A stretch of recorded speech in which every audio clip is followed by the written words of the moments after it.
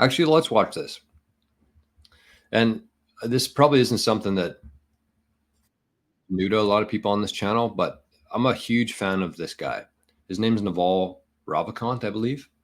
I've been following him for probably a decade now, and I've lost touch a little bit with him as of late, but reconnected, let's say. Big fan of Naval. I've always liked the way he presents himself, the topics he touches on, and just his overall perspective on things. He's a very good follow on whatever you have going. So this is a 2-minute video of him talking about Bitcoin. He's a Bitcoiner, which I was unaware of until recently. But let's check this out. This one's, what was the title on this one? Bitcoin. Okay, well, I don't know what the title was. Let's just watch it. Bitcoin essentially says that money and speech are the same thing. And let me give you an example. A Swiss bank account, if I know the number and I know the password to that, that is money. That is as good as money, and I can cross borders with it. So they obviously can't stop you from crossing the border with money if you have a bank account somewhere remotely. Think of Bitcoin as a bank account in the cloud, and it's completely decentralized. Not the Swiss government, not the American government. It's all the participants in the network enforce it. And so the ledger, the distributed database, it's called the blockchain, is held in the cloud by all the parties involved. It can't be broken by any of them. It's cryptographically too strong. You would have to compromise the entire network to take over Bitcoin. Not even the NSA can do it. And the value of the Bitcoin is a bounty on the Bitcoin. So if the value of all the Bitcoin in the world today is $5 billion, that's a $5 billion bounty. Any hacker who can go break that can collect a lot of that money, but they can't. So it shows you how strong it is. Even the NSA couldn't break the blockchain today. So I don't think so. But because of that, that means that Bitcoin is protected. The value is protected. The money is protected. But notice what I said at the beginning. Money is speech. That means the speech is protected. That means I can publish things into Bitcoin that no one can take away. I can publish WikiLeaks, for example, tracts of information into there that are irrevocable. Someone in China may use it for speech. They might use it to get a message out to the rest of the world anonymously in a way that it cannot be pulled back. So China may censor YouTube. China may censor Twitter. They won't be able to censor Bitcoin. It disrupts everything. If it works, it'll be the greatest transfer of wealth in human history.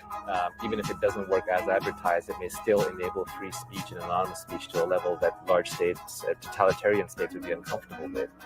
You can't turn off Bitcoin without turning off the internet. That's how it's designed. What the internet did, people forget. What the internet did was it connected every human to everything.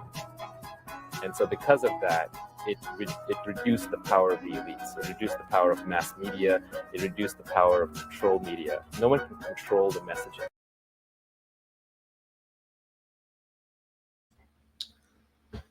Naval, legend.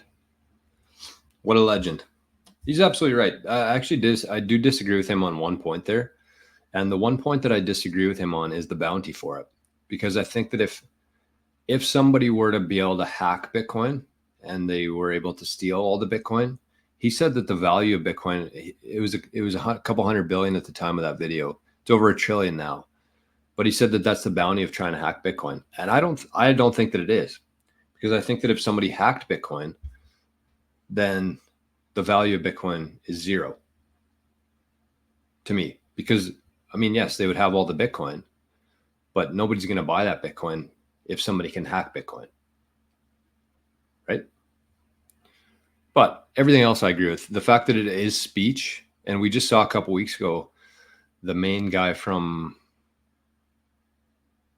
what the hell is it called? The big bank, the big digital asset bank in New York, NYDIG. The big boy from NYDIG came out and wrote an official letter, official document saying that Bitcoin is speech and therefore it's protected under the Second Amendment in the US. So that's a big deal. I think that that's a bigger part of it than the bank in the cloud or the bounty on Bitcoin. I think the speech part of that, and the fact that, and I mean, we're only 15 years into this Bitcoin thing. So not only do people not understand it in terms of the technical side of things, the value proposition for it, but people don't know how much our world is going to change going forward now. Because now there's no way for them to go back and change history.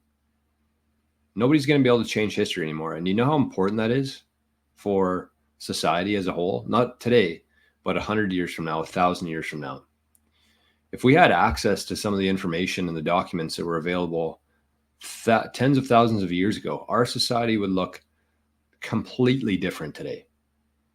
We're basically, even though we're all connected, you know, you're watching me through this screen, we're basically living in the Stone Age compared to where we should be. If those documents, if that information hadn't been intentionally or not destroyed. Because back then, if you had information like that, it was in a place, there was a single point of failure there. You could target that place, you could burn it down, you could hit it with a weapon, and it would destroy all that information. But now with Bitcoin and being able to record speech and history on the blockchain that is impossible to go back and change, that's a big deal. Like, not a big deal, like the biggest deal. People don't understand how important history is for understanding the future and for society as a whole going forward. And we've never had the ability to do that before. We don't think anyways.